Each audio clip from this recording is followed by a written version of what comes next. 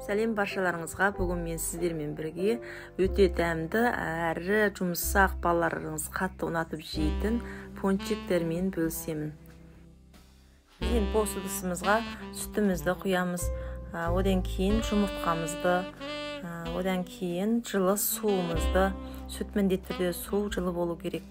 Одан кейін қантымызды саламыз. Мен рецептерін осы видеоның соңына қалдырып кетемін.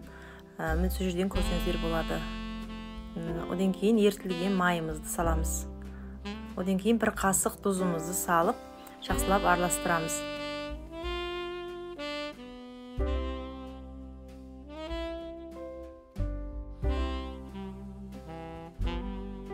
Біз қамырымызды ашытамыз, сондықтан дрожжымызды саламыз.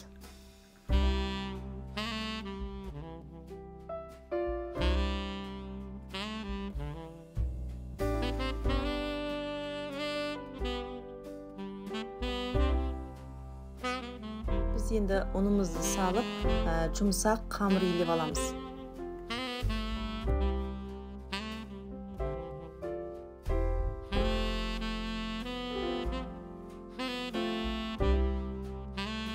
Біз осындай жұмсақ қамыр илеп алдық. Енді мен бағана айтқандағындай бұл қамырды ашытуға жібереміз. Оның үстіне міндетті түрде пакетімізді жауамыз.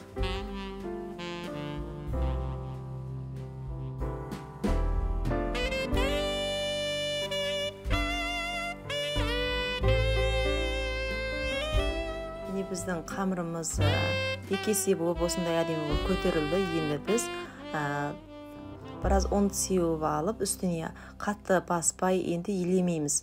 Ақырын ғана түсіріп, үстін басып қолымызбен, одан кейін оқтаумен дүзулеп аламыз. Егер де біз илесек, пончиктарымыз көтерілмей қалады.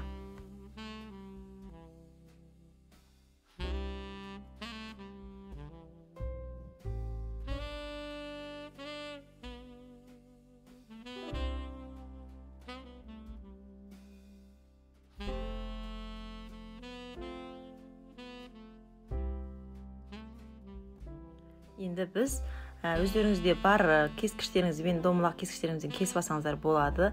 Менде бауырсақ кесетін кескішім бар, ол өте кішкентай болды, сондықтан осындай банкының қабымен кесіп алдым.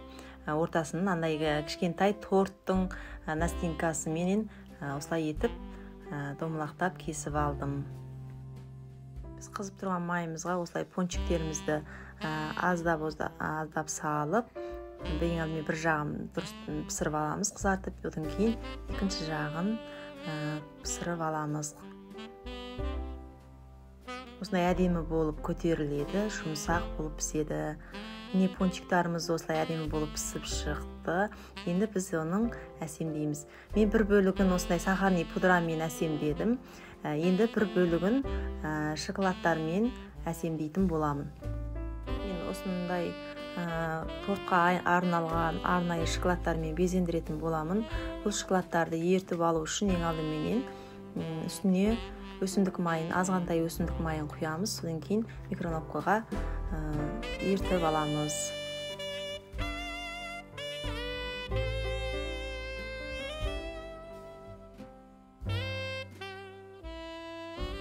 Біздің шоколадымызды осылай етіп ертіп алдық. Енді біз пончиктерімізді бір-бірлеп, бір жағын осылай шоколадтарымызға матырып әсемдейміз. Өз қалауларыңызша әсемдесеңіздер болады.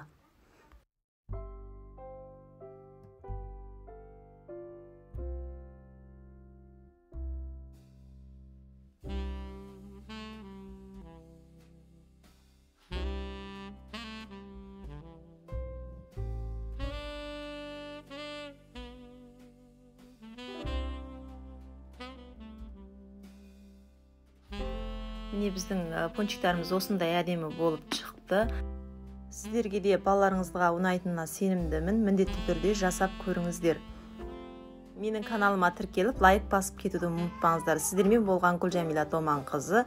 Ал сіздерге ас болсын.